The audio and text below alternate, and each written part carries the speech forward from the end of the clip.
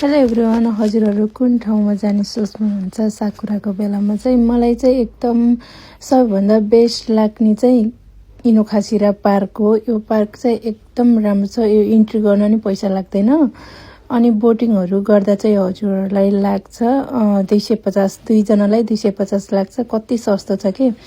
इनोखासिरा कोइनमा चाहिँ मान्छेहरू यति भिड हुन्छ कि त्यही भएर हजुरहरू यदि जानु प्लानमा हुनुहुन्छ भने कतै नगएर इनोखासिरा पार्क किचिजियोजी स्टेसनबाट झरेर 5 मिनट लाग्छ। त्यहाँबाट साकुरा चाहिँ जापानको हाम्रो नेपालको राष्ट्रिय फुल लालीगुराँस जस्तै जापानको एक राष्ट्रिय फुल हो। यो साकुरा चाहिँ हजुरहरूलाई कतिको मनपर्छ? मलाई चाहिँ यो सिजन चाहिँ लास्टै मनपर्छ।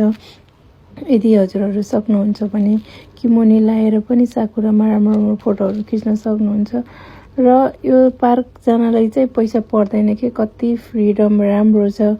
हेर्नु न, हजुरहरूले भने जस्तै बोटिङ गर्दा चाहिँ ध्यान दिनुपर्ने कुराहरू चाहिँ अब टिकट काटेपछि 30 मिनटको हुन्छ।